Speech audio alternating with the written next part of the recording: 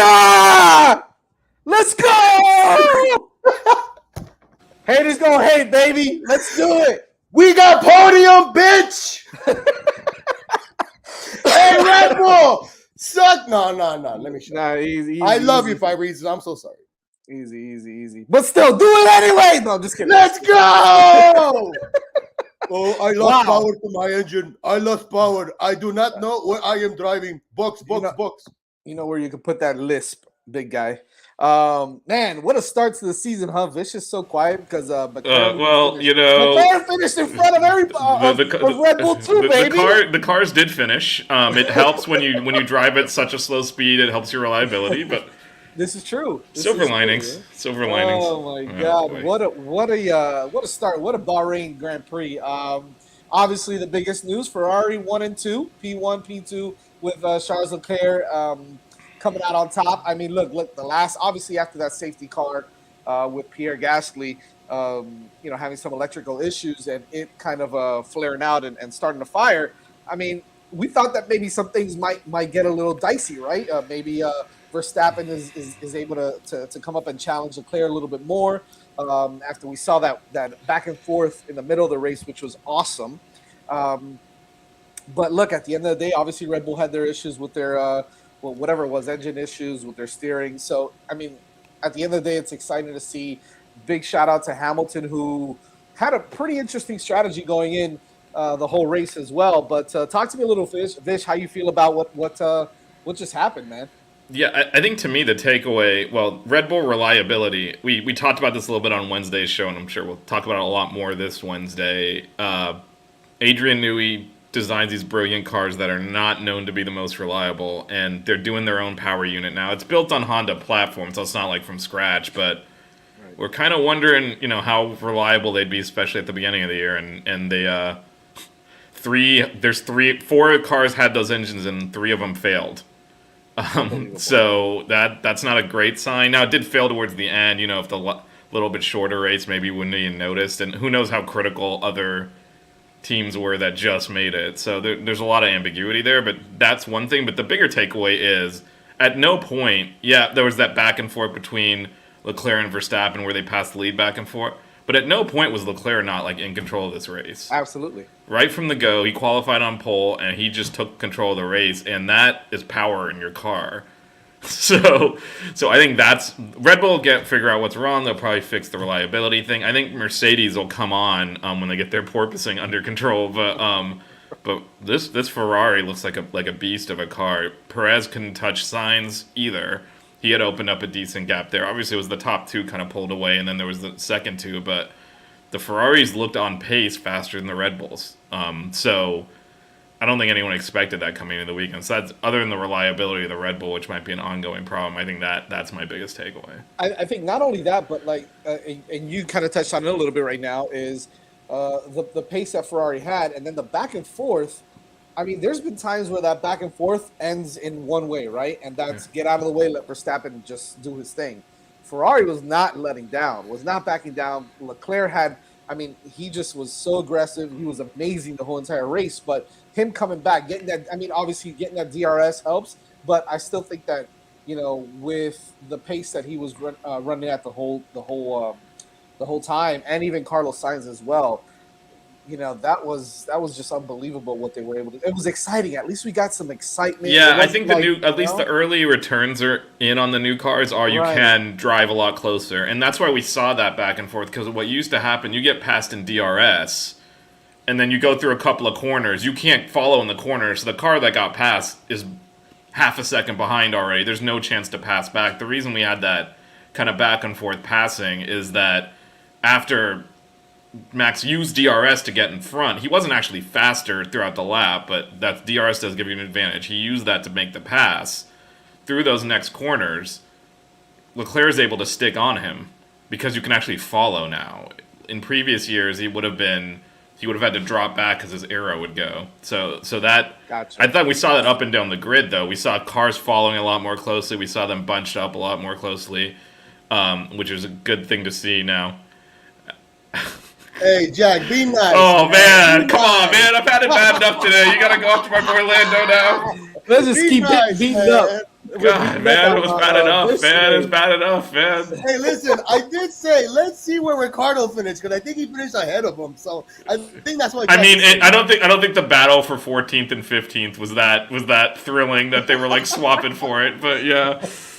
But anyway, yeah, the cars look like they can follow at least for now. What ends up happening as these things evolve over time is, the engineers figure out ways to get the downforce back on there, and it might get worse. But at least for now, they're able to follow. And the other thing, and they explain this on the broadcast, the whole thing with the porpoising is the reason you don't actually see it is they take aero out of the car to avoid it.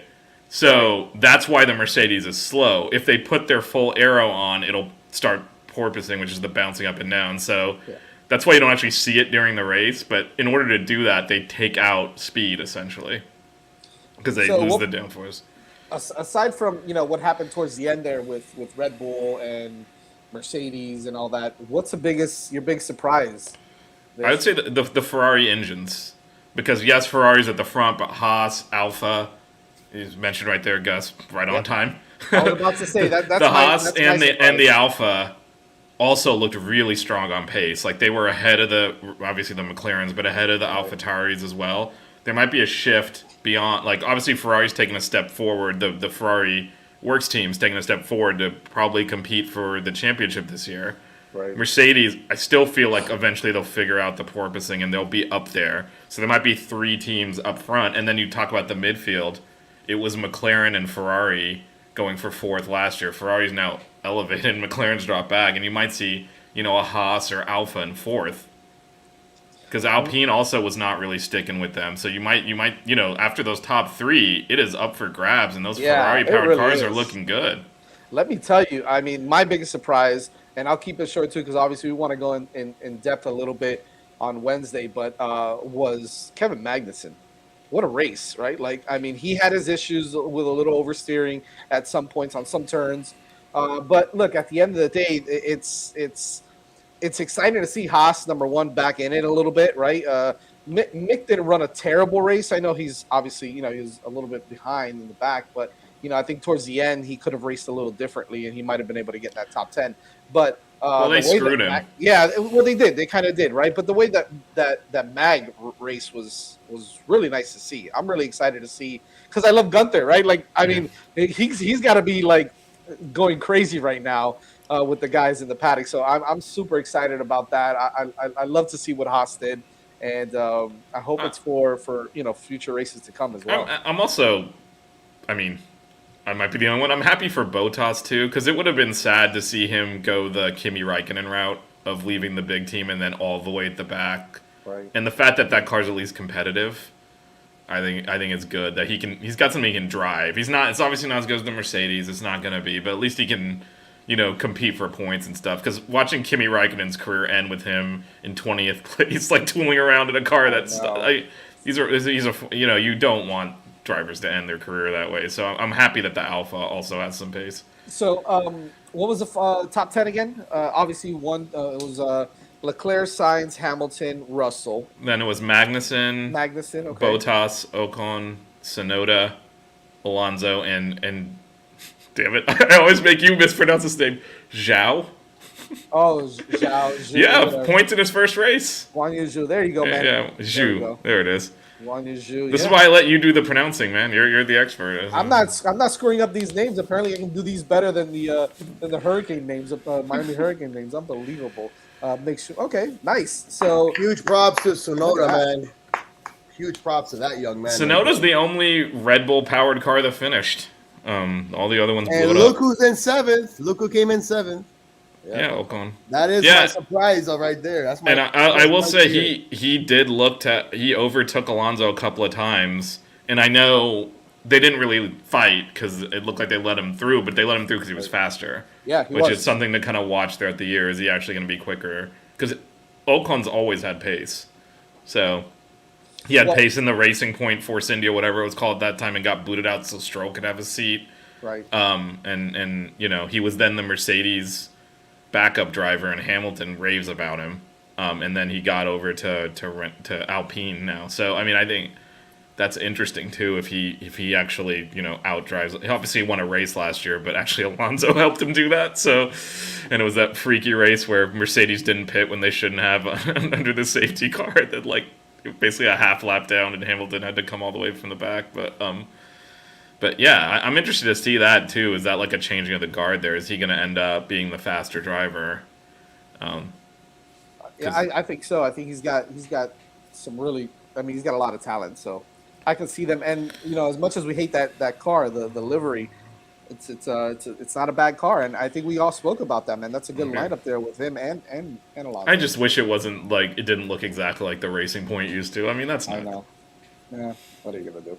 Anyways, I think that I said. I love that. Oh, you hear that back there? Apparently, there's an F1 race going on in my backyard. I love that, Gus. Gus, please put that up there, Manny, if you can. Since we're a bunch of Cubans over here, I think that's the right way to pronounce Acere Ferrari. It's Acere Mercedes. Acere Ferrari, baby. I love it. I don't even have the heart to do anything with McLaren. Just. Come on, dude. It was. I didn't even get a lap out of them. Like Lando started 11th, and by the end of the first lap, he was 17th. I was like, how is it this bad? And Ricardo was last. I will say this, Vish. I'm surprised though that the steward didn't actually give whoever hit Lando or actually sideswiped him a little bit any type of penalty. Because I literally saw that live, and I'm like, there has to be something there. But then they give only Ocon something.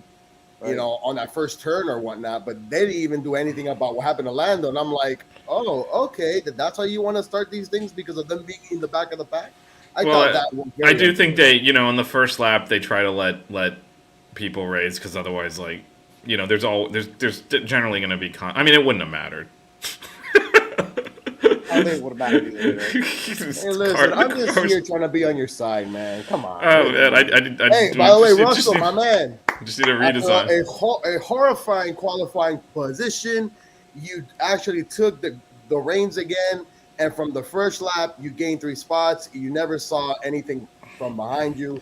Appreciate that, man. I will say though, Hamilton. I expect Russell to challenge Hamilton a little bit more than he did today. He wasn't even close.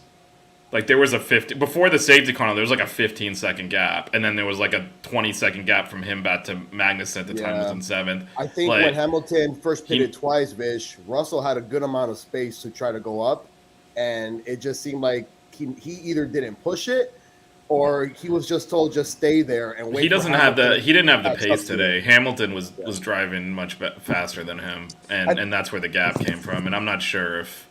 That's...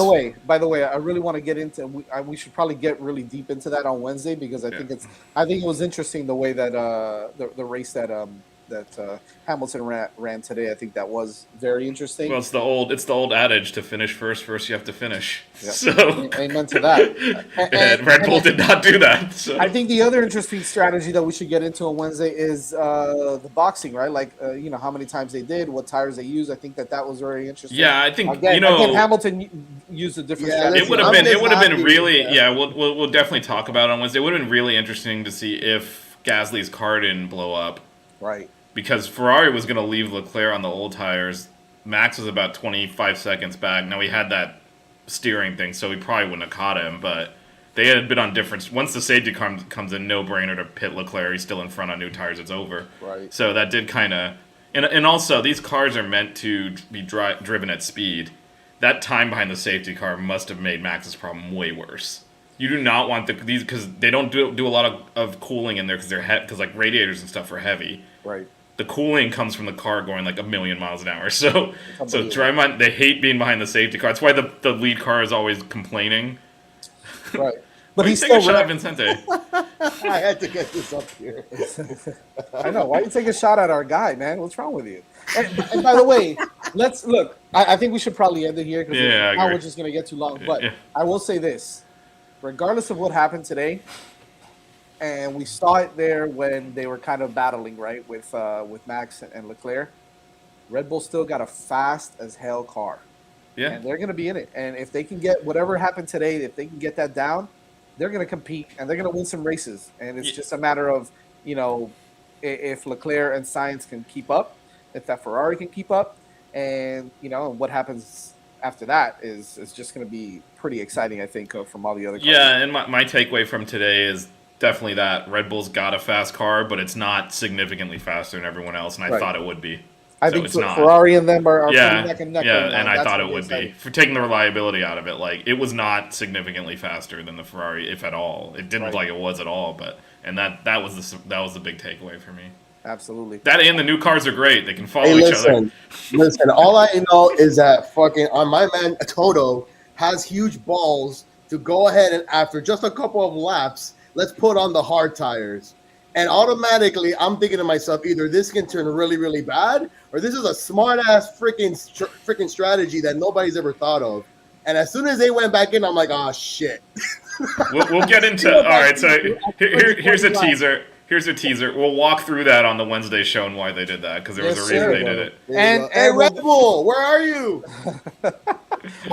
Make sure you keep it locked on Wednesday at 9:30 p.m. And we'll, not only will we kind of recap today's race, but we'll get into Saudi Arabia as well, which is only going to be it'll be interesting because that was one of the last races last year, so they've raced on it really recently, but with completely different cars. So that's going to be interesting to get into as well. So we'll make sure we do that, and of course, just make sure you follow us on Twitter at F1_5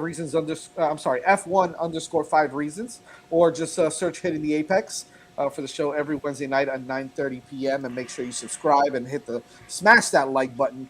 That way we can continue to bring you some great content on the 5 Reasons Sports YouTube channel. Once again, Vish, Manny, thank you guys for joining us and all the fans as well in the chat. And we'll see you on Wednesday on Hitting the Apex, 9:30 p.m. Take it easy.